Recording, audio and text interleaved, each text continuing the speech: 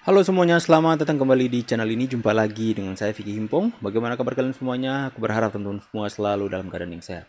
Kita akan sama-sama segera untuk membahas cuplikan berita terbaru tentang Timnas Indonesia hari ini. Dan tanpa perlu banyak basa-basi, kita akan segera bahas videonya satu persatu. Bahwa walaupun yang kita kalahkan itu adalah Filipina yang memang di bawah kita, tapi cara menang Timnas kita ini yang impresif. Jadi cara menangnya bukan dengan cara, dalam tanda kutip gerasa gerusuk, enggak. Ada rencana permainan yang rapi, ada umpan-umpan yang cantik, ada skill individu beberapa kali dari para pemain kita, ada kecepatan, ada naluri, kapan harus melakukan syuting dari luar kotak penalti. Jadi ini adalah kemenangan yang indah. Ya, dan bahkan kalau kita gak ngelihat scoreline, Pak, ini jujur nih, saya sama sekali gak bohong. Kalau kita gak ngelihat scoreline, kita tutup saja itu layar televisi. Mungkin orang akan ragu yang main itu Indonesia atau bukan. Udah bagus sekali permainannya. Artinya materi kita cukup bagus. Iya, cukup. Dan perlu kita ingat dan jangan sampai kita lupa yang main itu 100% pemain nasional kita. Oh ya, kalau itu no question lah.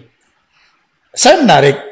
Artinya strategi high tempo yang dilakukan oleh Ini STY pembahasan menarik teman-teman. itu juga dibantu oleh materi kita yang ada. Ya, jelas. Makanya perlu bola-bola cepat, Ya, mengurung pertahanan dari lawan. ya, Kita bisa lihat ternyata kehadiran Kelvin Verdong ya. itu sangat membantu. Betul. Di kiri, lalu di kanan juga Asnawi menjalankan Bagus. perannya dengan sangat bagus. Bagus.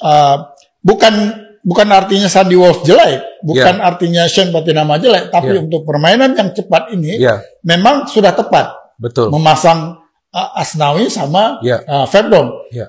Impresif benar sih saya lihat Verdong ya. Menurut Bung gimana nih Verdong ini? Saya Ini kan memang pertama buat dia. Iya, betul. Saya awalnya sudah melihat cuplikan dia mainnya, cuplikan bukan full match ya. Kan kita bisa cari di YouTube. Saya terkesan dengan kecepatan dia. Jadi saya hitung berapa lama nih dia butuh waktu untuk Adjustment. untuk akselerasi ya. Dan Verdong ini kan bukan artinya lari dari ujung ke ujung. Jadi jangan salah paham. Ya.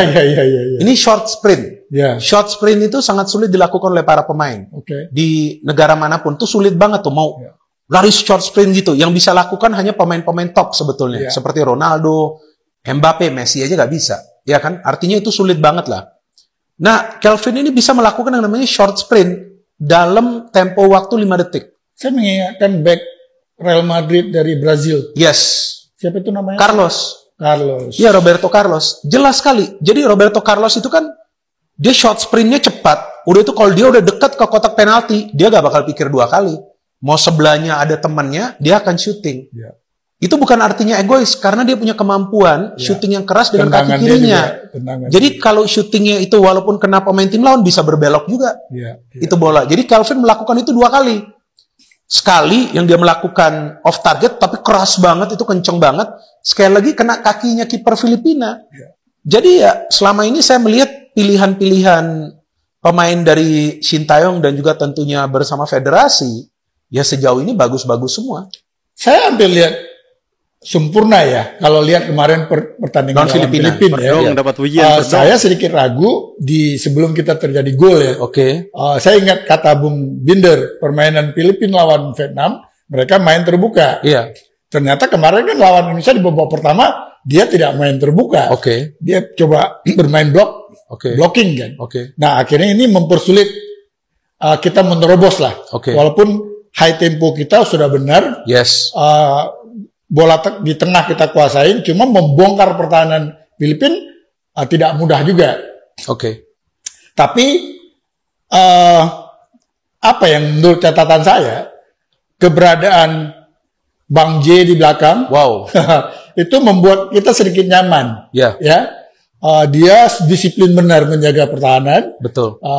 Lalu di tengah Tom Haye yang kita lihat lawan Irak kewalahan kena udara, kena situasi seperti dia ngap gitu, kelelahan. Tapi pada pertandingan itu dia nyaman. Yes.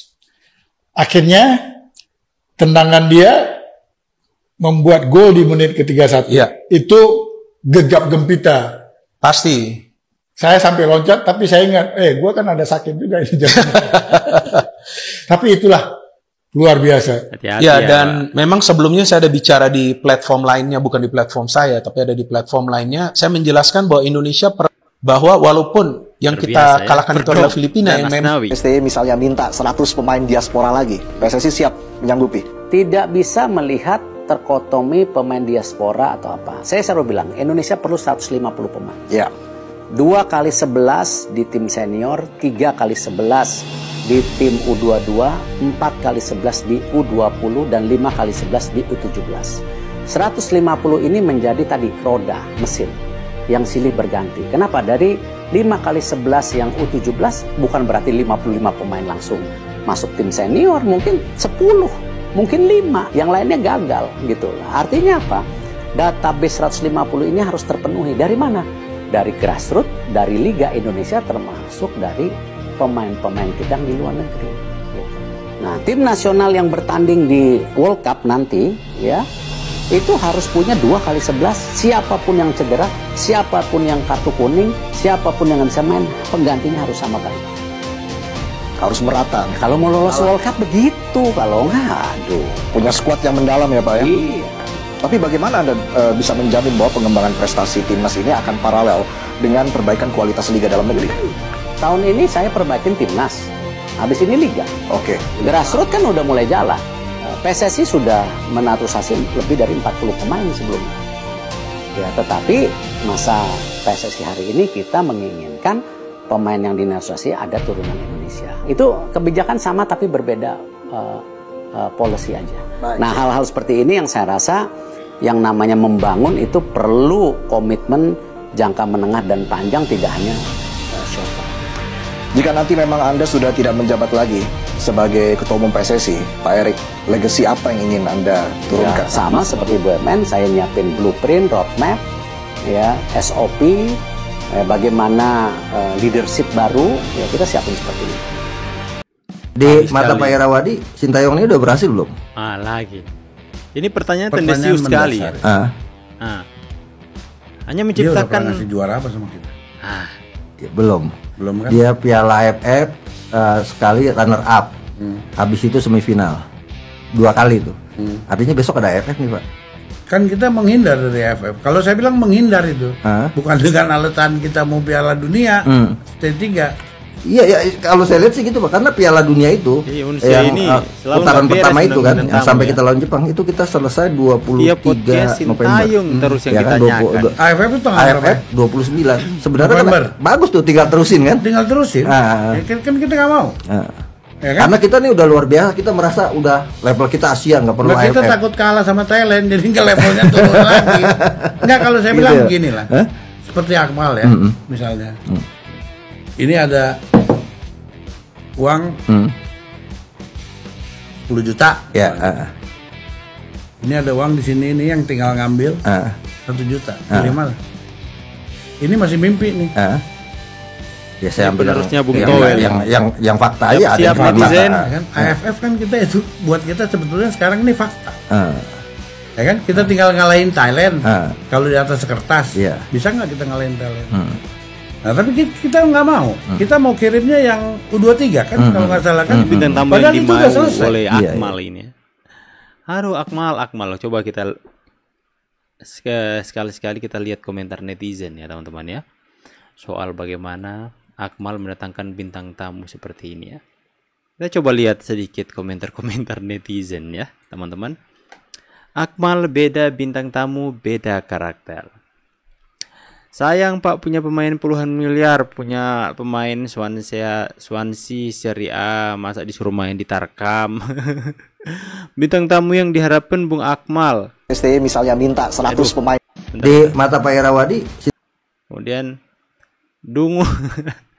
Setiap podcast Sintayong terus yang ditanyain. Piala tinggal beli aja di pasar malam, gampang. Sebutkan satu saja fungsi AFF. Dibales dong. Bung Akmal ini harusnya sekali ngundang Coach Justin sih. Besti, mal Akmal, temannya Towel. Ya betul ya. Akmal si temannya Towel suka bikin gaduh dengan pertanyaan yang tendensius, yang provokatif ya. Dia berharap pertanyaannya itu dibalas oleh bintang tamu yang diundangnya, bintang tamu yang tidak fair dalam pengamatannya. Ya, Satu lagi, kenapa nggak sekalian Anda undang Towel ke podcast Anda? Undang dong Bung Towel. Supaya seperti apa? Kalian seperti, ini bukan podcast. Ini gosip, teman-teman. Kalau orang mana bilang ini bakar lotau. Cerita busu. Oke teman-teman semua ya. Tulis pendapat kalian soal Akmal linknya. Saya pamit dulu, see you on the next video and God bless. Bye guys.